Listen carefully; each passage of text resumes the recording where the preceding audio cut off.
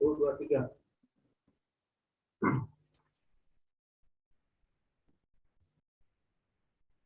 Baik, Assalamualaikum warahmatullahi wabarakatuh. Salam sejahtera bagi kita semua. Sebelumnya, yang saya hormati Ibu Rista Albila Syafri SEMM, selaku dosen pengampu mata kuliah Teknik Proyeksi Bisnis. Ini saya akan mempresentasikan materi dari kelompok kami tentang teknik metode juri opini eksekutif. Sebelumnya saya perkenalkan anggota kelompok. Yang pertama ada Yusuf Payung dengan NIM C1B019154. Yang kedua ada saya Amru Amun Tohan dengan NIM C1B019B01908.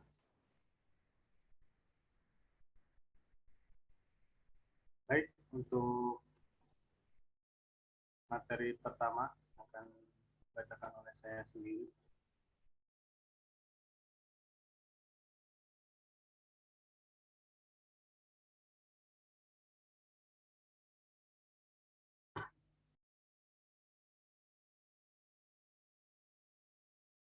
Ramalan kualitatif, yaitu metode yang lebih menekankan pada aspek pemahaman secara mendalam terhadap suatu masalah daripada melihat permasalahan untuk penelitian generalisasi. Peramalan kualitatif ini sifatnya lebih subjektif dibandingkan dengan kuantitatif. Hal ini karena metode peramalan kualitatif dipengaruhi oleh emosi, pendidikan, intuisi, dan pengalaman si peramalan, sehingga hasil setiap orang akan berbeda. Meskipun begitu, metode kualitatif mendekati tingkat akurasi dengan aktual jika dibandingkan dengan metode lain.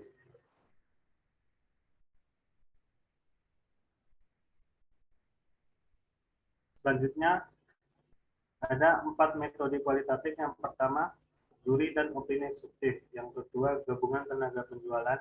Yang ketiga, metode Delphi. Dan yang keempat, itu survei pasar. Dan selanjutnya yaitu juri dan opini eksekutif. Juri pendapat ahli adalah metode untuk mengembangkan perakiraan di mana para eksekutif perusahaan disurvei untuk perkiraan terbaik mereka tentang tren masa depan, seperti kemungkinan penjualan dan permintaan. Ini juga dikenal sebagai metode juri opini eksekutif. Metode ini merupakan salah satu metode peramalan yang paling sederhana dan banyak digunakan dalam bisnis. Selanjutnya, untuk melakukan metode ini, caranya dengan meminta opini atau pendapat dari kelompok kecil yang terdiri atas manajer pemasaran, manajer produksi, manajer teknik, manajer keuangan, dan manajer logistik, dan hasilnya kemudian digabungkan dengan model statistik. Gabungan tenaga penjual. Metode gabungan tenaga penjualan merupakan metode peramalan kualitatif, di mana perkiraan penjualan di masa yang akan datang diramalkan berdasarkan gabungan perkiraan tenaga yang secara langsung melakukan penjualan produk yang dihasilkan atau dipasarkan perusahaan. Ada 3 kategori umum dari metode ini, yaitu metode gabungan tenaga penjualan, teknik manajemen penjualan, dan pendekatan distributor.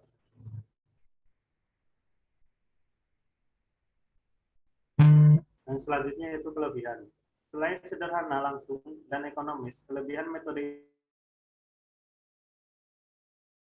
sangat tinggi.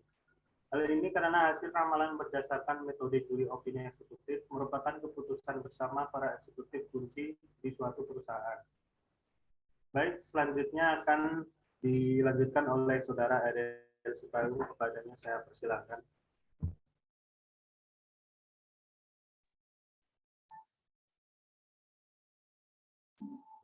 Baiklah, di sini saya akan menjelaskan mengenai kekurangan metode JOE, juri dari opini eksekutif. Kekurangannya yaitu bobot yang diberikan terhadap perkiraan masing-masing eksekutif akan sangat tergantung pada peran dan kepribadian eksekutif yang bersangkutan dalam perusahaan.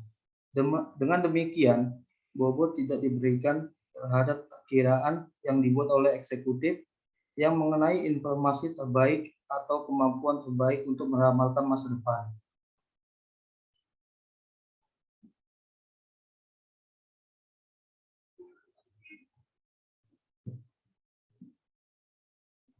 ramalan berbagai skenario. Hasil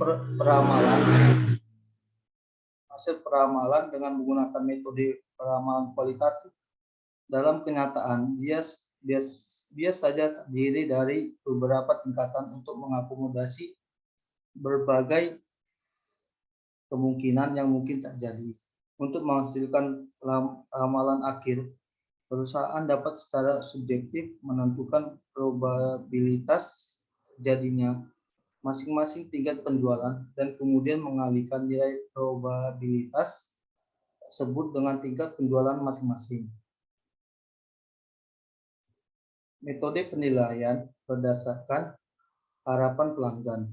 Ramalan dilakukan atas dasar pengetahuan masing-masing pihak berkaitan dengan kecenderungan masa mendatang dan menerjemahkan pengetahuan tersebut ke dalam ramalan perusahaan. Alternatif lain yang dapat dipakai adalah dengan melakukan studi terhadap pihak yang perilaku dan tindakannya akan menentukan kecenderungan di masa yang akan datang, yaitu para konsumen atau pelanggan dan atau calon konsumen. Kegiatan ini sering disebut sebagai riset pasar. Riset pasar dapat dilakukan untuk mengetahui faktor-faktor yang membuat konsumen membeli suatu produk, mengapa konsumen itu tidak membeli, bagaimana karakteristik produk yang dianggap penting oleh konsumen, dan bagaimana produk tersebut digunakan.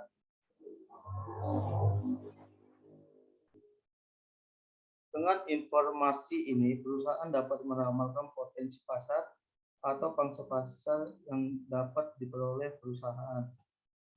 Perusahaan dapat melakukan survei kepada para pelanggan atau calon pelanggan dengan menggunakan surat kuesioner, wawancara, telepon, atau melakukan uji coba.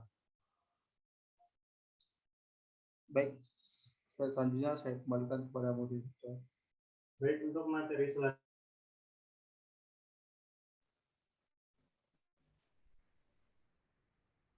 Baik, untuk materi selanjutnya akan disampaikan oleh Saudara Arsul Aziz, kepadanya saya persilakan. Baik, terima kasih kepada moderator. Di sini saya akan melanjutkan penjelasan dari Eril. Contoh kasus berikut adalah contoh kasus harapan pelanggan. Contoh pertama, seorang pelanggan yang membeli sebuah produk elektronik, misalnya satu set komputer, akan mempunyai harapan bahwa pihak dealer akan memberikan bantuan perbaikan dengan sangat cepat. Jika set komputer miliknya mengalami gangguan, harapan pelanggan ini disebut desired expectation. Dan ketika set komputer miliknya benar-benar mengalami gangguan, pelanggan menyadari bahwa dibutuhkan waktu tertentu untuk melakukan perbaikan terhadap komputer tersebut.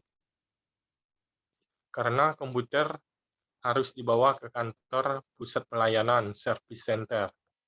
Untuk memastikan komputer ditangani dengan tepat dan untuk menjamin komputer mendapatkan spare part yang orisinil, tingkat harapan pelanggan yang lebih rendah yang bisa menyadari dan mampu memberikan toleransi ini dengan disebut adequate expectation.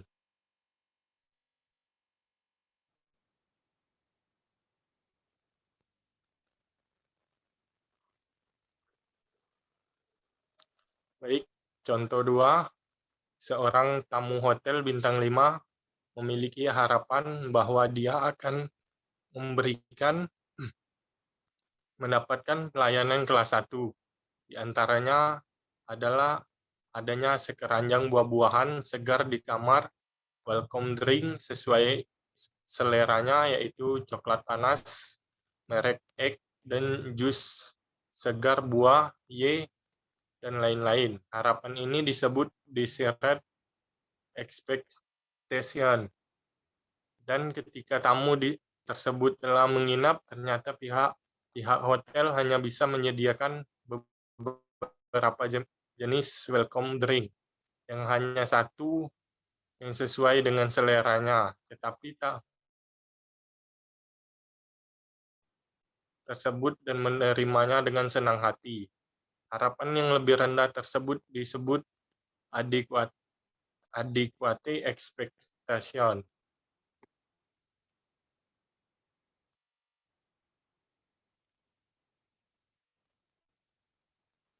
Contoh 4, seorang konsumen membeli produk di online mall. Dan di sana tertulis produk akan sampai dalam waktu 2-4 hari kerja. Konsumen berharap produk akan tiba dalam 2 hari kerja, dan paling tidak dalam 4 hari kerja, atau sejelek-jeleknya dalam 6 hari kerja. Harapan pelanggan produk akan tiba pada hari kedua adalah desired expectation, dan toleransi pelanggan bahwa produk akan tiba pada hari keempat. Maksimal hari keenam adalah adequate expectation. Dari contoh harapan pelanggan di atas, kita bisa melihat adanya range area atau zona untuk memberikan kepuasan pelanggan, yaitu antara desired dan adequate expectation. Pelanggan akan puas manakala desired expectation-nya bisa dipenuhi oleh perusahaan, dan pelanggan masih akan puas jika perusahaan hanya bisa memenuhi batas zona terendah harapan, yaitu adequate expectation. Tetapi pelanggan akan kecewa jika batas terendah harapannya adequate expectation tidak dapat dipenuhi.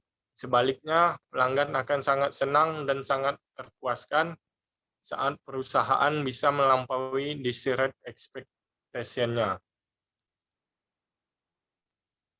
Saya kembalikan kepada moderator.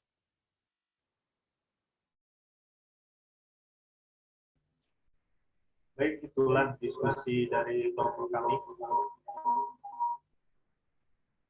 Adapun kesimpulan dari kelompok ini yaitu, analisis ini atau konten analis merupakan suatu metode untuk mempelajari dan menganalisis komunikasi secara sistematik, objektif dan kuantitatif terhadap pesan yang tampak.